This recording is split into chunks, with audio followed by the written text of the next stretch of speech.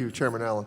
Mr. Aronowitz, you have stated that your last organization that you were an employee was a, quote, advocate for America's benefit pensions plan sponsors, benefit plan sponsors, unquote.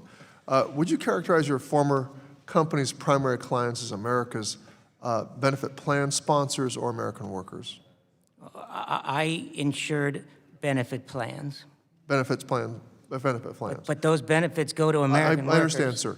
The administration has highlighted your decades of commitment as a quote-unquote advocate for sponsors of employee benefit plans, end quote, not employees.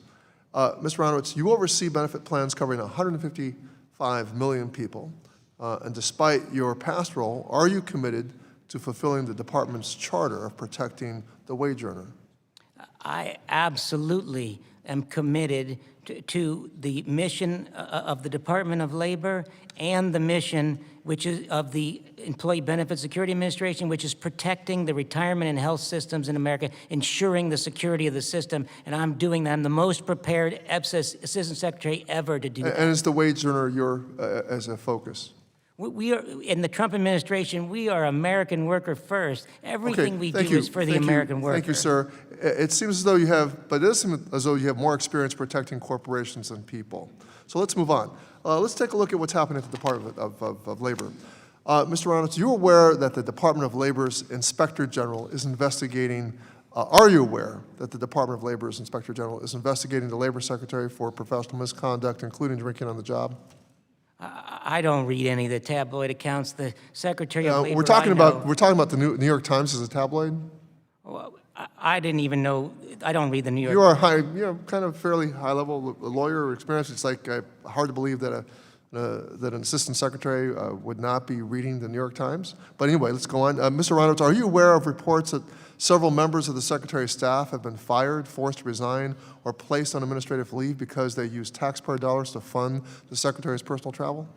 I'm aware of some discussion. So you are aware. Thank you, Mr. Aronowitz. Have you read reports that the Secretary is the subject of 3 civil rights complaints filed by women who allege the Secretary has fostered a hostile work environment? No, I'm not aware. The Secretary I know is dedicated. So you're not aware, Mr. Aronowitz. Thank you. Mr. Chairman, I wish to enter into the record investigative report about these complaints of the 3 women involved. I ask unanimous consent for that to be entered into record. Without objection.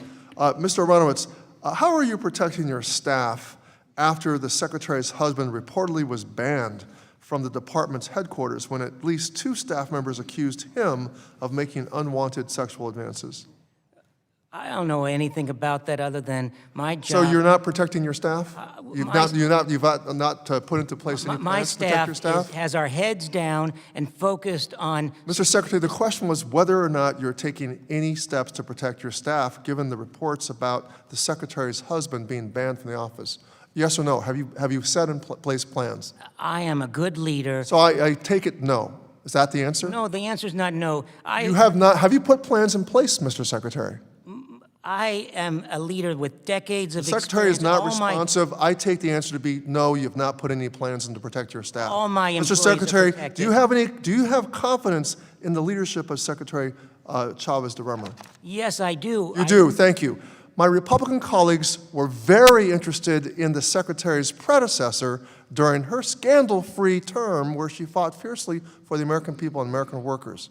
However, Republicans have been silent on the chaos, dysfunction, and potential fraud being perpetrated by the current Secretary, and apparently the indifference of the Assistant Secretary.